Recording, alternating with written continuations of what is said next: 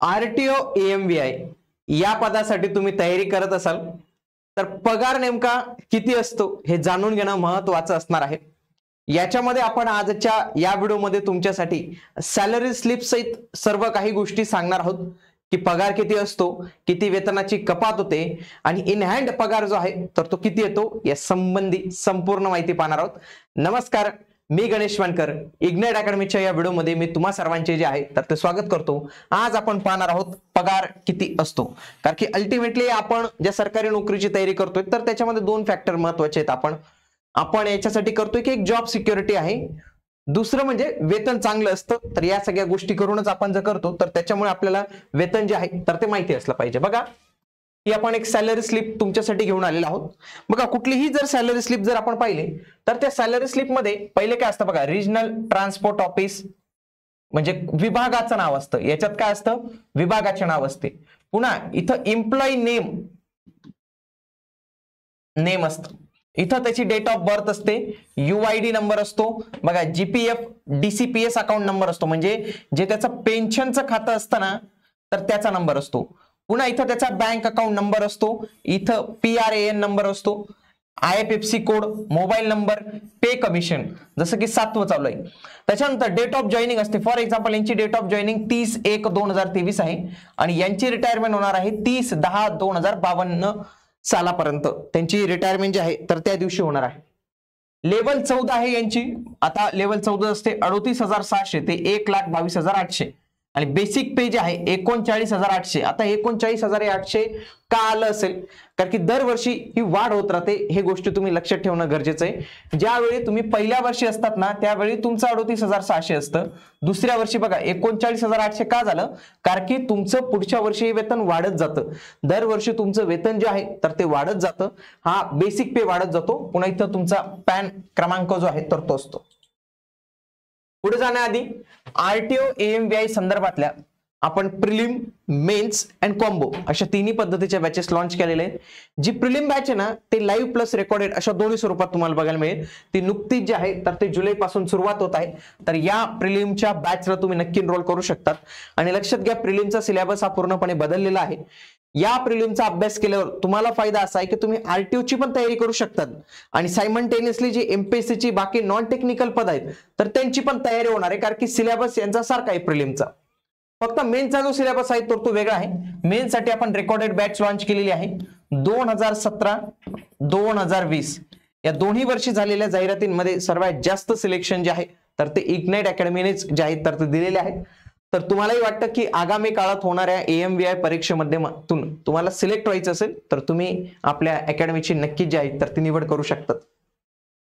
पुढे आता आपण खऱ्या अर्थाने पेमेंटवर जाऊया। बघा, बेसिक वर जर मी गेलो, बघा बेसिक यांचं 39,800 आलेले, आता हे 38,600 का नाही आलं, कारण की वर्ष दुसरं होऊन गेलं।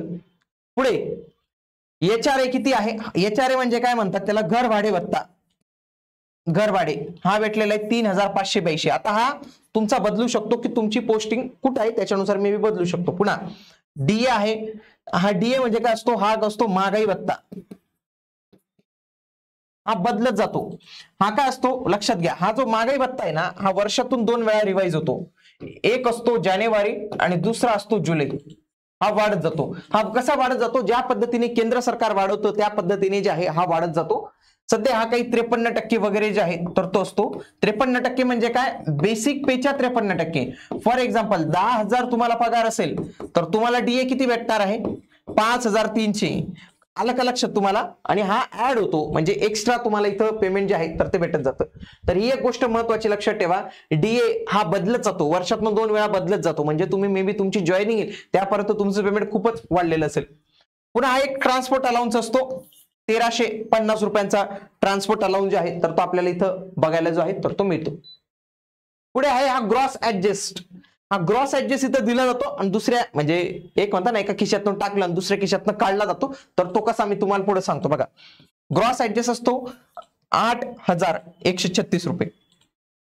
पुन्हा टोटल तुमची सॅलरी किती बनते बघा, 71,000। मी असं पकडतो की तुमची सॅलरी जी आहे तर ते आपण 70,000 इथं मानूया, म्हणजे 70,000 प्लस तुमचे वेतन बनतं। एवढंही नाही ना का ते म्हणता नाही का CTC वर्सेस रिअल, तर ती म्हणजे हे तुम्ही असं समजा की तुमची सीटीसी टाईपच आहे, पण याच्यात मध्ये काही कपात पण होते. पहिला काय असतो, प्रोफेशनल टॅक्स असतो. ज्यांचंही पेमेंट काहीतरी 10 ते 15,000च्या वरती असतं त्यांना प्रोफेशनल टॅक्स लागतो. महिलांना मे बी काही ठिकाणी माफ पण आहे, तर हा 200 रुपये आहे. पुन्हा GIS असतो, हा इन्शुरन्स असतो, याला ग्रुप इन्शुरन्स म्हणतात. 360 रुपये तुमचे इन्शुरन्सचे वजा केले जातात. बघा DED ऍडजस्ट म्हणतात याला, बघा 8,136 रुपये, म्हणजे तिथे दिले, इथून काढून पण घेतले ते मे बी तुमच्या पेन्शनसाठी बाकी पुढे वापरतात ते. स्टॅम्प रेव्हेन्यू 1 रुपयाचा असतो. आणि हा DCPS असतो, DCPS 5,811 रुपये. हा काय असतो माहितीये का, तुमचं पेन्शनसाठीचं तुमचं कॉन्ट्रीब्युशन असते. तुमच्या पगारातून तुमचं कॉन्ट्रीब्युशन हे घेतलं जातं, तर ते 5,811 रुपये असे. बघा टोटल गव्हर्नमेंट रिकव्हरीज म्हणजे काय की कपात, सोप्या भाषेत सांगायची झाली ही कपात असते 14,508 रुपये. मग जर तुम्ही टोटल व्यवस्थित पद्धतीने पाहिलं तर तुमचं पेमेंट हे जवळपास 71,176 रुपये येते आहे. त्याच्यामध्ये 14,508 रुपये तुमची कपात होते आहे. मग इन हँड सॅलरी किती येणार आहे बघा, इन हँड सॅलरी इथे कळते आपल्याला बघा, 56,668 रुपये. काय 56,668 रुपये, म्हणजे 56,000 प्लस हे तुम्हाला भेटणार आहे. परंतु हे कधी भेटणार आहे, हे पहिल्या काही वर्षांमध्ये.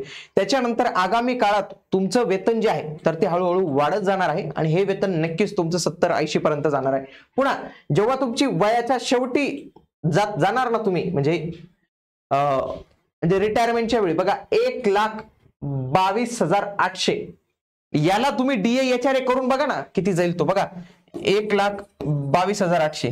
तोपर्यंत समजा 60% जरी महागाई भत्ता झाला तर याचे 60% पैसे, पुन्हा TA DA, म्हणजे तुमचं पेमेंट हे 1.5 लाख प्लस जाईल ना डायरेक्टली. 1.5 लाख तर मी फार कमी सांगितलं. तोपर्यंत 8वं वेतन आयोग लागलं तर तुम्ही 2 लाख प्लस पर्यंत तुमची सॅलरी जी आहे तर ते जाऊ शकते. म्हणजे खूप चांगलं सिक्युअर सॅलरी आहे. आणि दरवर्षी फिक्स वेतन वाढे, म्हणजे असं नाही की तुम्ही कामाचा परफॉर्मन्सचा रिपोर्ट द्या, परत ते आपण प्रायव्हेट मध्ये बघतो बघा, ते रिपोर्ट द्या, मॅनेजरला विनवणी करा, मग कुठंतरी आपला पगार वाढतो थोडाफार. इथं तसं नाही ना, इथं गव्हर्नमेंटचं आहे, तुमचा पगार हा ऑटोमॅटिक जो आहे तर तो वाढत असतो. तर हाच एक फायदा जो आहे तर तो इथं होत असतो. RTO AMVI वर आपण माहिती देणारे व्हिडिओ सिरीज जे आहे तर ते बनवलेले आहे, तर तुम्ही हे पण आपले व्हिडिओ बघू शकतात की ज्याच्यामध्ये जो नुकताच बदललेला एक्झाम पॅटर्न आहे त्याच्याविषयी आपण माहिती घेतलेली. तसेच काही नियमांमध्ये बदल झाले जसे की अनुभव, लायसन्स, तो पण तुम्ही व्हिडिओ बघू शकतात. एखादा नवीन व्यक्ती असेल त्याला RTO AMVI म्हणजे काय हेच माहित नसेल, त्याने हा व्हिडिओ पाहावा. आणि शारीरिक पात्रता वगैरे काय लागते त्यांनी हा व्हिडिओ पाहावा. तसेच आगामी काळात विविध व्हिडिओ तुम्हाला आपल्या या चॅनलवर बघायला मिळणार आहे, म्हणून तुम्ही आपल्या चॅनल जे आहे तर ते सबस्क्राईब करून ठेवा. आणि तुम्ही हे कोर्सेस जे आहे तर ते आपले नक्की एकदा चेक करा. आणि इग्नाइट अकॅडमीच्या प्लॅटफॉर्मवरील कुठलाही जर तुम्हाला कोर्स घ्यायचा असेल तर त्याच्यामध्ये तुम्हाला आणखी एक्स्ट्रा याच्यापेक्षा डिस्काउंट मिळू शकतो. याच्यासाठी तुम्हाला कोड यूज करायचा आहे GM10, हा कॅपिटलमध्ये यूज करा.